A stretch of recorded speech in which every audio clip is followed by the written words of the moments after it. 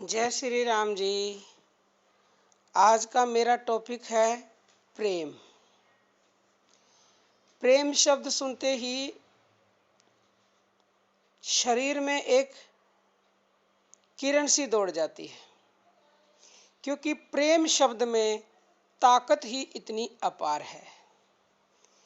इस प्रेम के बल पर हम जिसको चाहें उसको अपना बना सकते हैं।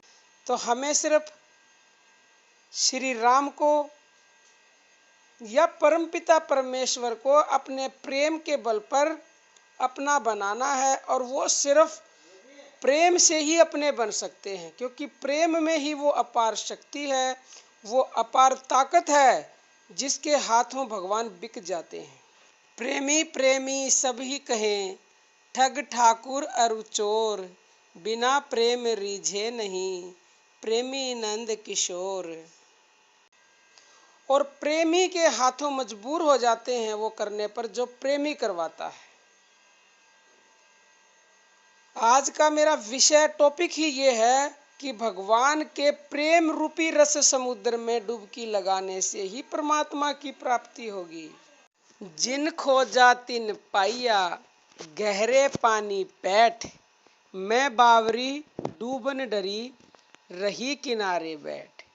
यानी जिसने खोजा गहरी डुबकी लगाकर समुद्र में, उसे भी अवश्य ही कुछ ना कुछ समुद्र में से मिला है, लेकिन हम डूबने के डर से उस समुद्र में डुबकी नहीं लगाते।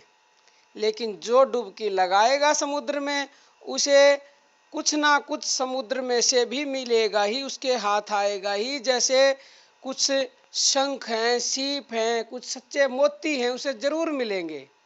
फिर ये तो ठहरी एक आम समुद्र की बात, लेकिन जिस समुद्र की मैं यहाँ बात कर रही हूँ, वो समुद्र तो इस समुद्र से कई गुना अथाह प्रेम का सागर है।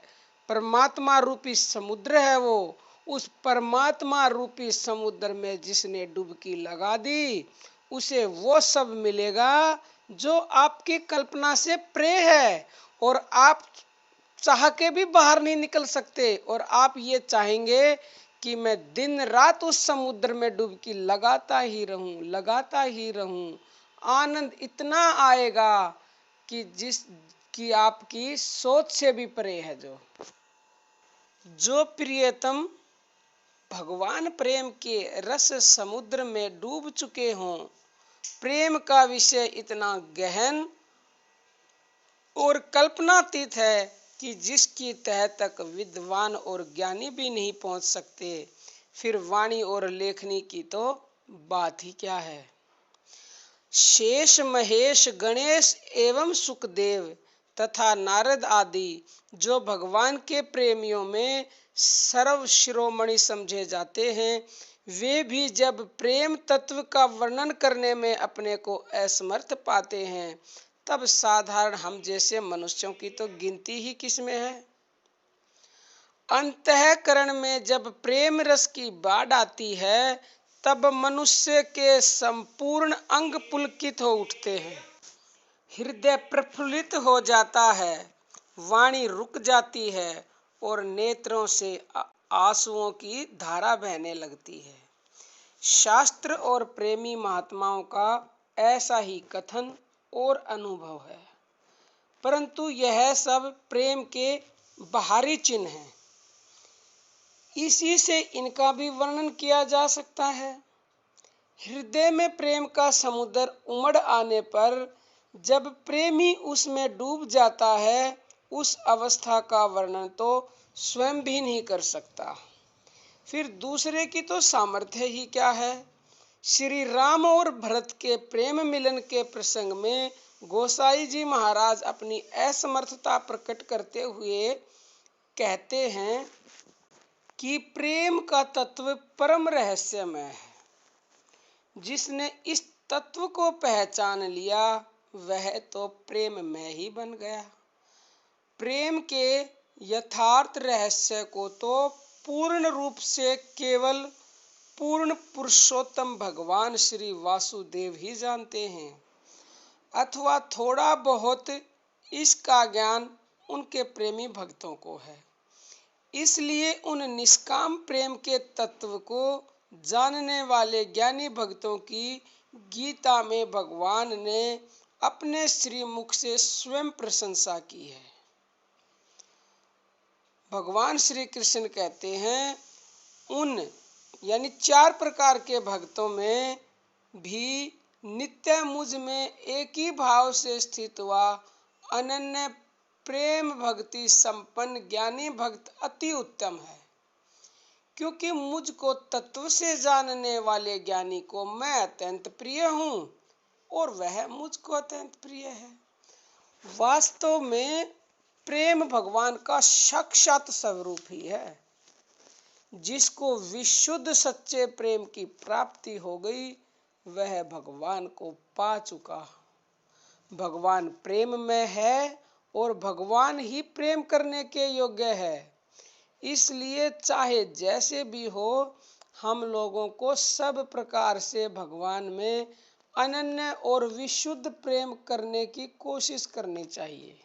अब प्रश्न ये उठता है कि भगवान कैसे हैं, उनका क्या स्वरूप है और उनमें प्रेम किस प्रकार से किया जा सकता है।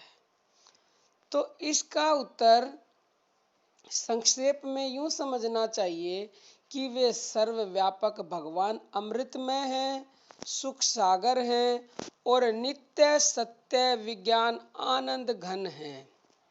भगवान ने स्वयं कहा है गीता में, अविनाशी परब्रह्म का और अमृत का तथा नित्य सनातन धर्म का और अखंड एक रस आनंद का आश्रय मैं ही हूँ। अर्थात ब्रह्म, अमृत, शाश्वत धर्म और एकांतिक सुख, यह सब मेरे ही नाम हैं। ऐसे परमात्मा समस्त भूत प्राणियों के हृदय में आत्म रूप से निवास करते हैं। वे कहते हैं, हे अर्जुन, मैं सब भूतों के हृदय में स्थित सबका आत्मा हूँ और समस्त भूतों का आदि, मध्य और अंत भी मैं ही हूँ। इस प्रकार से परमात्मा के स्वरूप को समझकर सर्वभूत स्थित परमात्मा के साथ विशुद्ध प्रेम करना ही प्रेम करना है। विश्व के सारे जीव परमात्मा के निवास स्थान हैं। इसका अनुभव कर सभी के साथ विशुद्ध प्रेम करने के लिए विशेष प्रयत्न करना चाहिए। जो पुरुष इस भगवत प्रेम के रहस्य को भली भांति समझ लेता है, उसका सभी प्राणियों के साथ अपने आत्मा के समान प्रेम हो जाता है। ऐसे प्रेमी की प्रशंसा करते हुए भगवान ने कहा है, हे अर्जुन, जो योगी अपनी सादृश्यता से संपूर्ण भूतों में सम देखता है और सुख अथवा दुखों को भी सब में सम देखता है, वह योगी परम श्रेष्ठ माना गया है। अपनी सादृश्यता से सम देखने का यही अभिप्राय है कि जैसे मनुष्य अपने सिर, हाथ, पैर और गुदा आदि अंगों के साथ ब्राह्मण, क्षत्रिय, शूद्र और मले आच्छादित के समान बर्ताव करता हुआ भी उनमें समान रूप से आत्म भाव रखता है, यानी सारे अंगों में अपनापन समान होने से सुख और दुख को समान ही देखता है, वैसे ही संपूर्ण भूतों में समान भाव से देखना चाहिए। इस प्रकार के समत्व भाव को प्राप्त भक्त का हृदय प्रेम से सराबोर रहता है। वह केवल प्रेमी की ही दृष्टि से सब ओर ताकना सीख जाता है। उसके हृदय में किसी के भी साथ घृणा और द्वेष का लेश भी नहीं रहता। तो आप सब भी परमात्मा रूपी प्रेम समुद्र में डूबें और डूबकर परमात्मा को प्राप्त करें, क्योंकि प्रेम से ही परमपिता परमेश्वर की प्राप्ति होगी। आज के लिए इतना ही। जय श्री राम।